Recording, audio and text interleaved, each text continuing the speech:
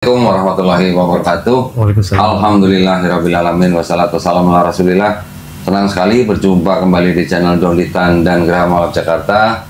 Malam hari ini saya mendapatkan tamu spesial, ya, sepasang muda-mudi ini, suami istri ya, tapi udah suami istri. Assalamualaikum Mas Fahrul ya. Waalaikumsalam warahmatullahi wabarakatuh. Dan assalamualaikum Miss Ariana. Ya, waalaikumsalam.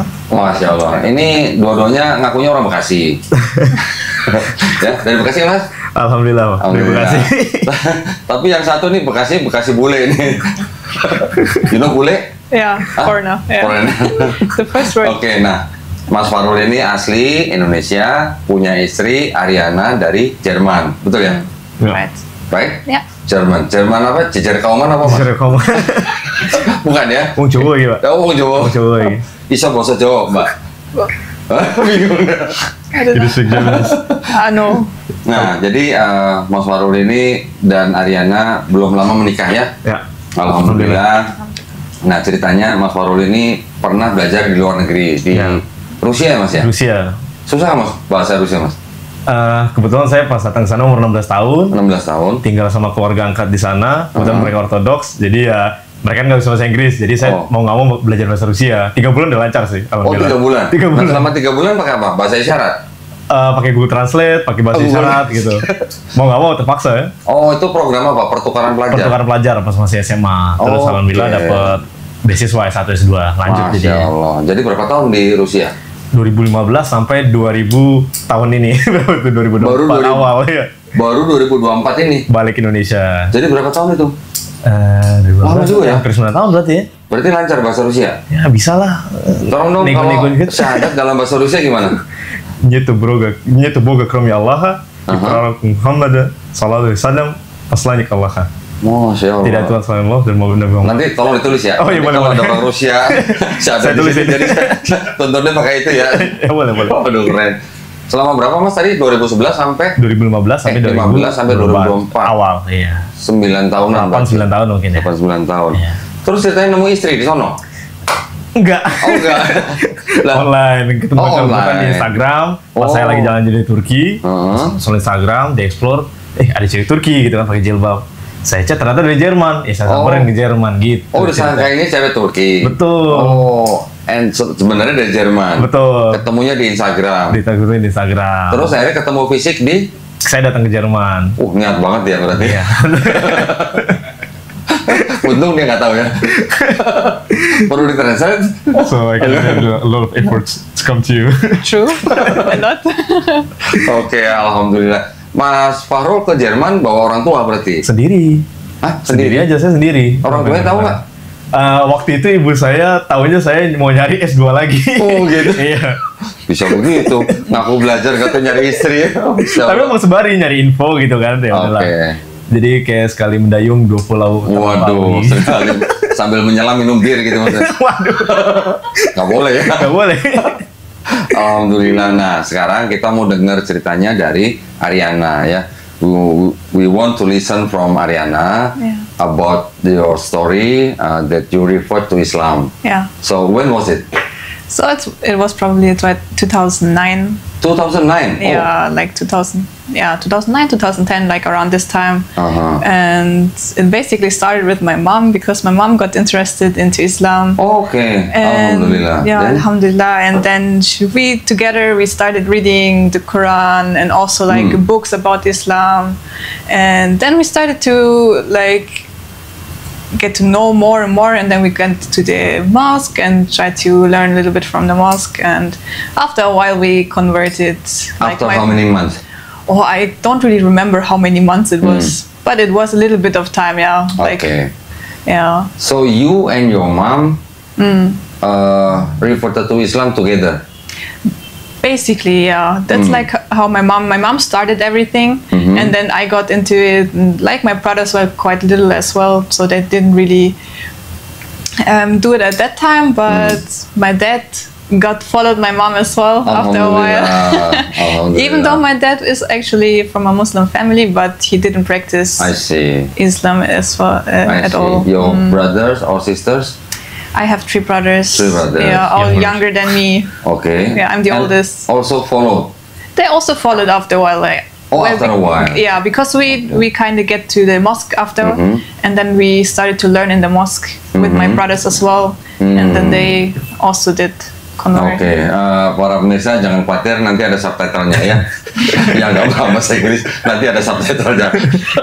And then the Quran that you and your mom read is in the translation, or it is in the German translation, right? So you can easily find Quran translation in Germany? Yeah, a lot. Like as soon as you go to a mosque, you can easily get like a translated Quran. Like it depends on which mosque you go, you can find it in every language. I see, I see. So what is your first impression about Quran when you read the translation? How was my first impression? I was really surprised that like everything kind of makes sense. I see. Like after you read it, it kind of there's nothing that you really think like, oh, is it true? Or can it even happen? So it just like felt right for me. So yeah. Before that, do you have any bad impression about Islam? Let's say like people say Islam is terrorist and something like that? No, not really. Not really? No, for me not. I see. Well, I never had this kind of feeling. So what city do you live in with your family? Come again? The city? The city, we live in Ulm. Ulm? Yeah. Back then when I grew up, I lived in Thüringen. It's like in the middle of Germany. And then we moved to Ulm, like in the south part of Germany. South part of Germany, okay. Right. Which is, they have quite a lot of people, the racist one, isn't it? In the where I was born, we had a lot of racist people. They racist and also against like Islam. They're not really familiar with the Islam. Kampung neneknya. Okay. Yeah. Kampung nenek. Kampung neneknya. Village of your grandma. Yeah. Even now they still like this. Okay. When they see people with the hijab, they're gonna be like, they judge. They don't want to. Yeah. Even on the street. Even on the streets. Yeah. And they also sometimes say bad things. Only say bad things, or they can do physically? Well, physically can happen as well. But to me, it never happened. Because before you reverted to Islam, what is your religion? I never had like a religion. We were like atheists. I see. But from atheist and then suddenly become Muslim. Yeah. What do you feel? Well, I feel complete. I feel there's like something, because if you're atheist, you don't really believe in a God, right? And after you kind of think about it, like it needs to come from somewhere. Like the living, we as humans, we are perfect. It's almost impossible to come from nowhere. Yes. So yeah. Something cannot come from nothing. Exactly. Right? Yes. True. Wow. Yeah. So the whole family are atheists. Were atheists? Yeah, except my dad. He was like not really. Okay. But like other than that, we all didn't really practice any religion. Grandmas, your grandpas. Yeah, like my whole family from my mom, they still are atheists. I see. Only my mom converted to Islam. And what about the other family? Did they, how to say, about you and your mother reverted to Islam? I would say, alhamdulillah, no one said anything bad. I see. Maybe they thought something bad, but they never said anything to us. It's like they said, like, just live your life. As long as it's a good life, it's fine. Okay. So, even they saw you with hijab. Yeah. After a while, they saw me with hijab. They were like, "Oh, you wearing that as well now?" I'm like, "Yeah, I do."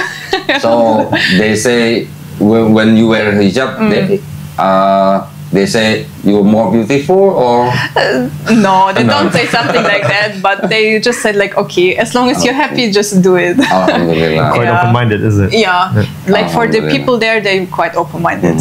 So how long after you took your shahada and then you wear hijab? Suddenly, or no? It took quite a while, because I started wearing my hijab in 2020. 2020. It's really it's a long time, yeah. 11 years. Exactly.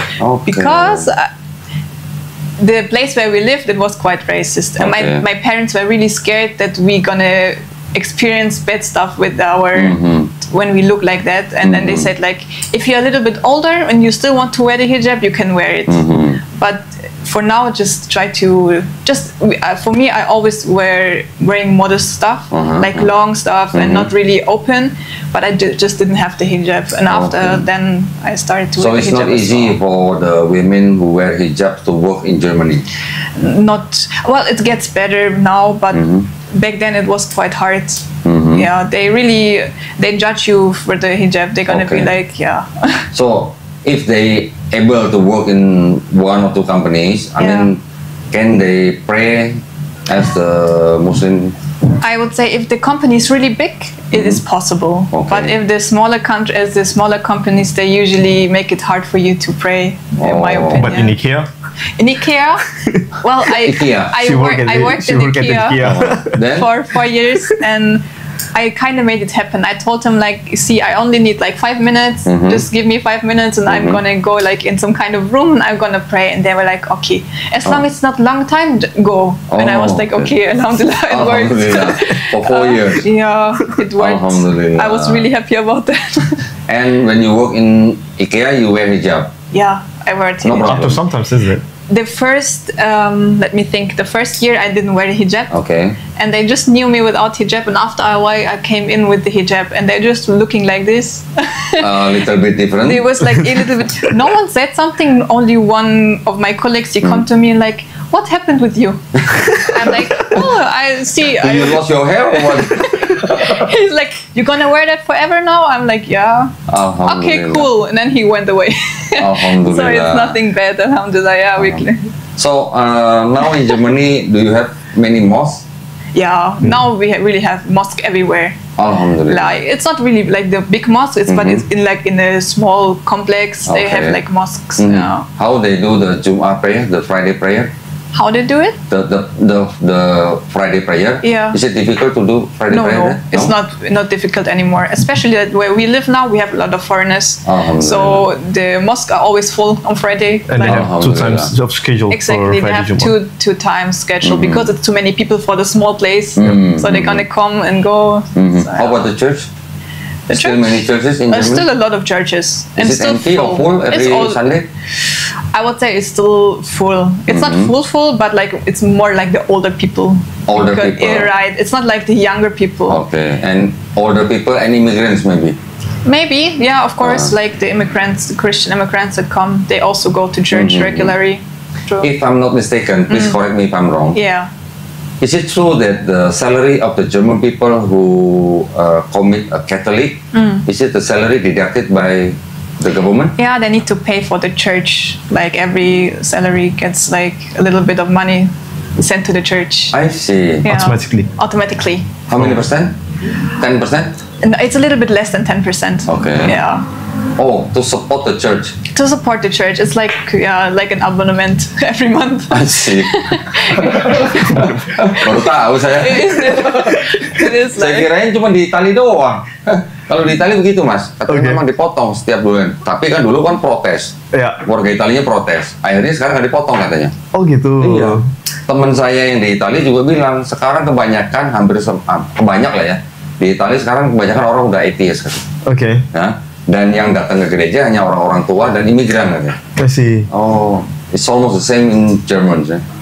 Same in German? Yeah, but the church who go to German, who go to the church is only the old people and also the immigrants. Right. Yeah, true. Okay. Yeah. Oke, nah dulu ceritanya ketemu di IG, terus datang ke Jerman. Langsung lamar. Saya coba dulu ketemu sama keluarganya, kenal-kenalan, ketemu sama orang tuanya. Betul. Tapi waktu datang ke sana berarti udah Muslim. Udah Muslim. Kan saya datang ke sana 2023 November. Oke, berarti waktu kenalan di IG udah pakai hijab. Udah pakai hijab. Sangkain cewek Turki. Saya kira cewek Turki, ternyata satu jauh. Nambah lagi nih pesawat. Ketemu sama orang tuanya. Ketemu sama keluarganya, sama adik-adiknya juga, sama bapak ibunya. Gimana? Ditanya apa mas waktu itu mas? Ya kalau orang sana kan yang penting actionnya ya. Kalau banyak ngomong kan mungkin sulit dipercaya gitu. Tapi saya dengan datang dari Rusia ke Indonesia dulu, bikin visa terus ke Jerman. Jermannya tinggal di sana 2 bulan. Ya melakukan pendekatan lah istilahnya, saling untuk mengenali lebih dalam gitu.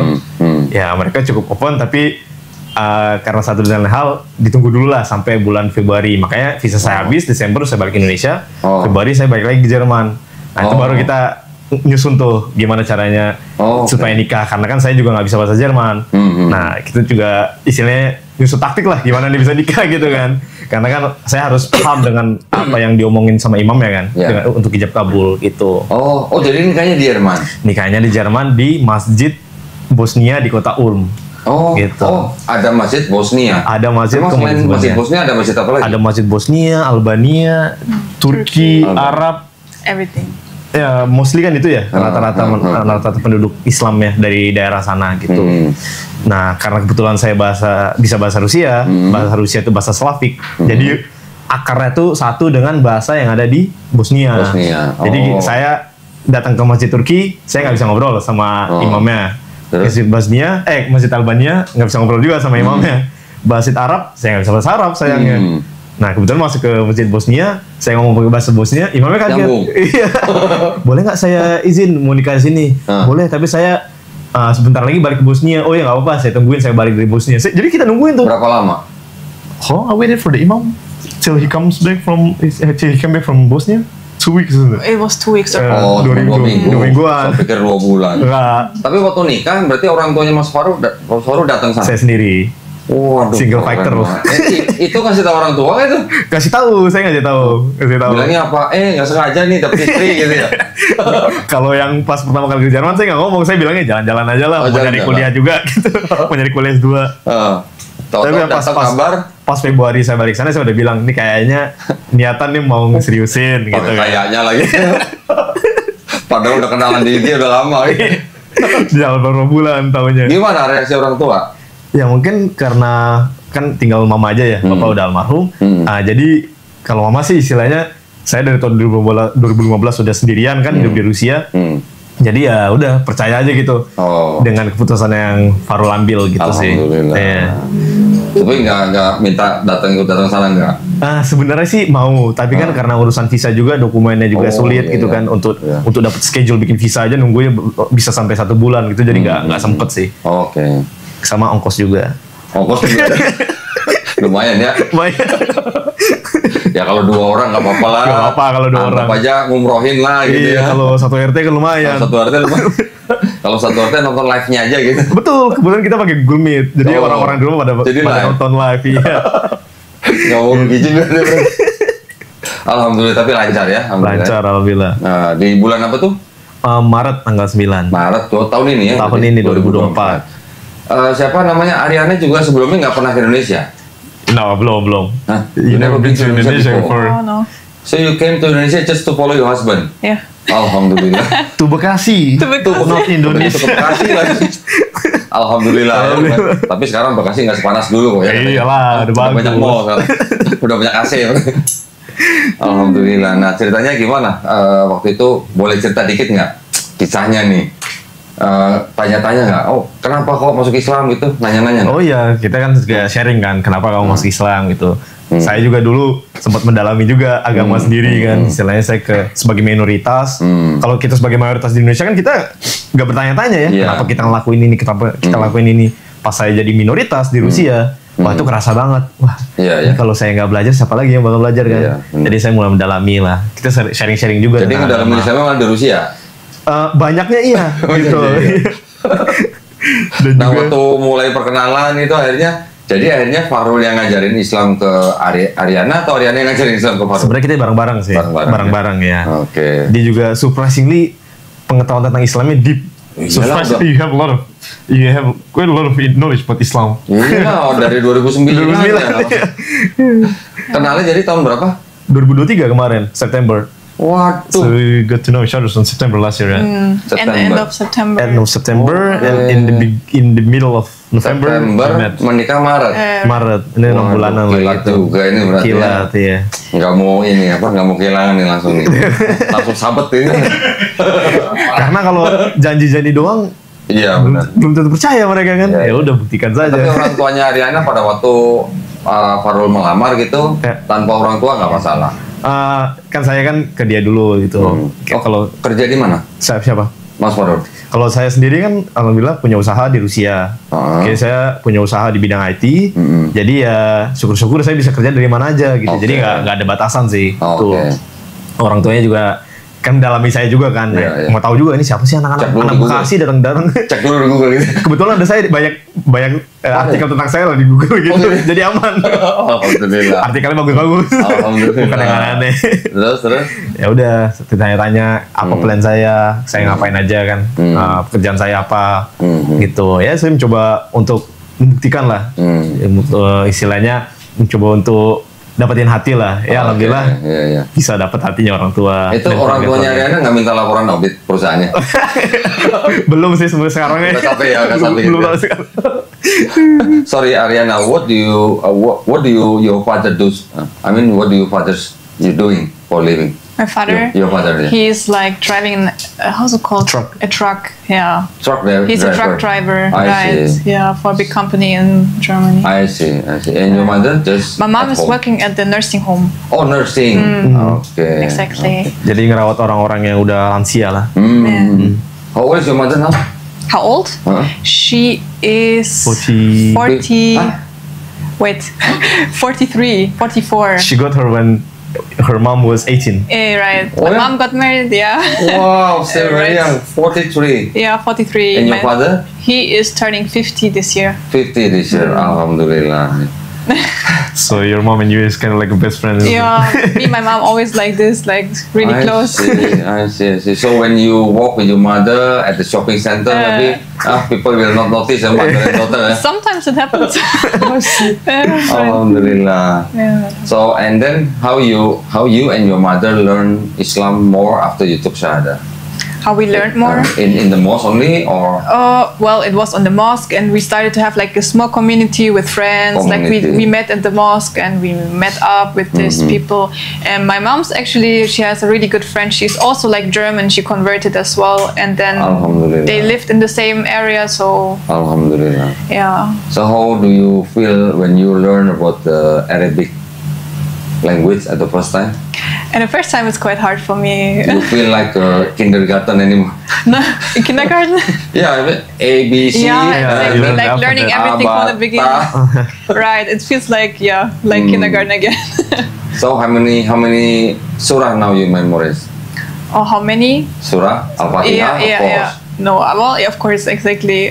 I don't know, it's maybe 6. 6 or 7. I don't really count. Okay. Ayat kursi? I can as well. Alhamdulillah. Alhamdulillah.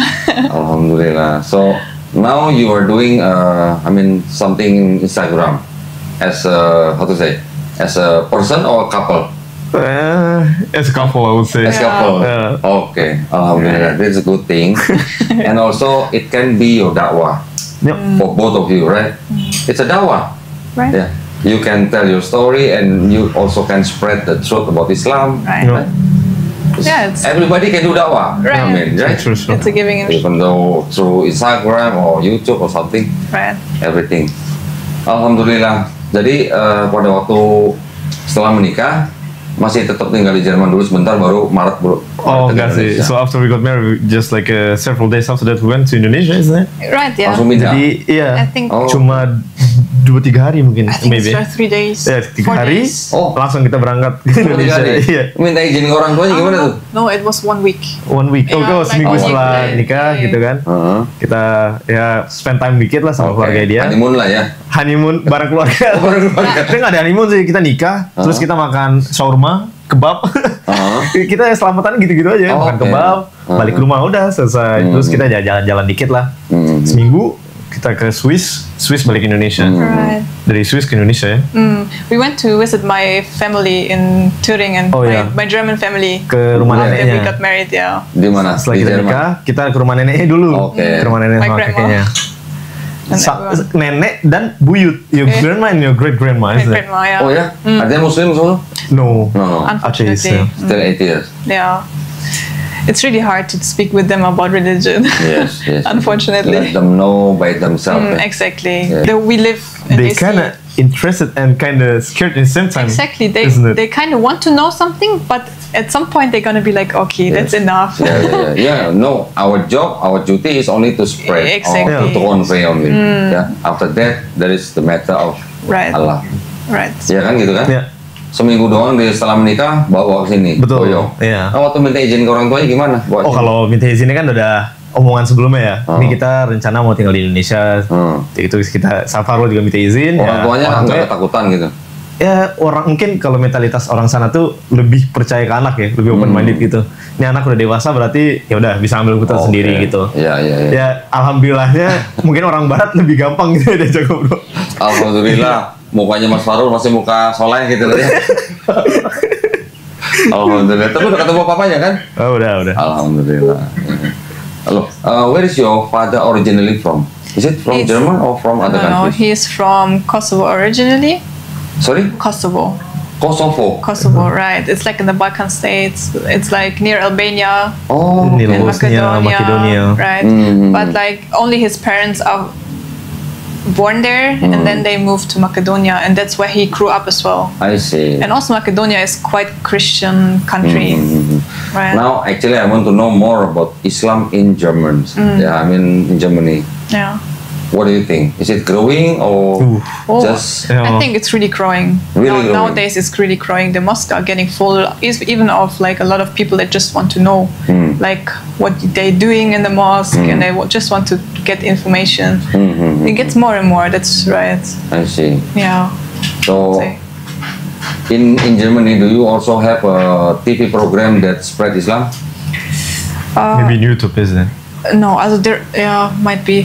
There's no real German program. It's not really allowed, I guess, or they're not really able to get into the TV. Yeah. Di Jerman ada tablik kabar gitu nggak Mas? Tablik kabar? Di Jerman ada tablik kabar nggak? Oh enggak sih. Itu tertutup biasanya di masjid. Tertutup di masjid. Nggak boleh di lapangan gitu? Enggak. Bakal dibubarin polisi. Iya kayaknya. Kalau nggak dapat izin ya. Susah ya pasti. Iya. Malah di Rusia lebih gampang daripada di Jerman. Oh gitu? Iya. Boleh di Rusia? Oh sangat. Tapi kabar? Kembali lagi di daerah di ruang tertutup, tapi kita lebih terbuka lah ngomong kalau kita tuh Islam loh. Kita beratribut dengan Muslim gitu. Pakai jilbab. Di Rusia tuh nggak pernah dipersekusi tuh. Kalau misalkan pakai fotonya pakai jilbab, kerja pakai jilbab tuh saya nggak pernah ketemu. Jadi di Rusia perempuan-perempuan yang pakai hijab nggak ada masalah? Oh sangat nggak ada masalah di sana. Wah keren. Makanya kalau saya bandingin ya kalau untuk masalah agama Islam terlebih ya itu grow-nya lebih pasti di Rusia dan lebih bisa terbukanya tuh di sana sih sebenarnya. Oke. Tapi maksudnya kalau di Rusia tuh berapa persen kira-kira Muslim? Ingat saya itu saya lupa ya antara 20% penduduknya atau enggak 20 juta penduduk Islam di Rusia. Saya harus lihat lagi data 20 juta kali ya? 20 juta kayaknya sih. 20 juta kali ya. 20 juta dari 160-an itu juta. Tersebar di seluruh Rusia? Tersebar di seluruh Rusia. Terpusat di enggak, jadi ada yang di bagian selatan, jadi daerah selatan tuh namanya Kaukasus. Itu tempatnya Habib Nurmagomedov, bukan dari Dagestan, Chechnya. Dan dari yang di daerah tengahnya tuh namanya Bulgar. Jadi kayak Kazan, Republik Tatarstan, Republik Bashkortostan, itu rata-rata Islam penduduk aslinya. Itu. Jadi tempat saya tinggal pun Idul Fitri dan Idul Adha itu terhitung libur nasional. Jadi kalau Idul Fitri Idul Adha ya rame libur, gitu. Iya. Di Indonesia gitu. Iya, di Republik saya, di provinsi saya di Tatarstan gitu. Rame gitu. Rame. Oh, oke. Iya. Banyak yang nyembelih kurban sana. Iya. Dan tapi di sana kan karena mix dengan warga Rusianya mungkin ya. Jadi karena istilahnya mungkin supaya nggak nakutin gitu. Jadi dilakukan juga di tempat yang tertutup gitu untuk penyembelihannya. Yeah. So, Ariana, how do you feel in Indonesia now after a few months? Oh, I feel really good. I like Indonesia. How do you like the weather? The weather, I'm not a really big fan of the weather. It's too hot for me. Too hot for you? How is the humidity? Oh. It's a lot, but I'm kind of used to humidity, so I'm okay. So you don't go out a lot? Yeah. Most of the time we are inside. At home. Mostly at home or any kind of mall. Oh, so from home to mall only, go back home again? Mostly. But good if you do the morning sport, jogging or running. In Indonesia is very good. It's very good. The sunshine. Okay. Not in the afternoon. Yeah, right, of course. So how do you like the food? I love Indonesian food. You love Indonesian food? I'm a big fan of the food, yeah. Sambal? Sambal is nice, but not for my stomach anymore. My stomach is finished with the spices. So your stomach is not graduated with sambal? No, not really. Unfortunately. So you like what? Nasi goreng? Oh, what is it? Nasi goreng. Fried rice? Padang, whatever. Oh, Padang. Ya. You like Padang? I Nasi like Padang. Padang as well. Wow. Yeah. Nasi Padang, Tewan, Tewan. Oh, Tewan. Martabak. Dari Palembang. Udah pernah dibawa Palembang? Udah. Palembang, Cirebon. Pempek. It's nice. Okay. I like it. you know that rendang was rewarded by the CNN. States Union. Nggak apa PBB. Rendang is the most delicious food in the world. In Oh, really? 2018. Yes. Wow, Yes. nice. No wonder it tastes good. That's good. Alhamdulillah. But you cannot take the spicy yet now. Well, in the beginning, I had no problem with the spices, but after a while, my stomach was too much. It was too much spice for my stomach. It got stressed. Yeah, maybe. Oh, terus setelah after how many? 3 months is it? 3 months. After Singapore. Well, yeah, after Singapore. Setelah 3 bulan tuh baru kerasa. Oh gitu ya. Oh, mungkin waktu pertamanya ini mungkin nggak kira-kira kali. Gak kira-kira banyak Jadi kan mungkin ya. orang Indonesia bisa makan nasi pakai sambal. Iya. Apa dia waktu itu makan sambal pakai nasi? Kebalik ya. Sambalnya banyak nasi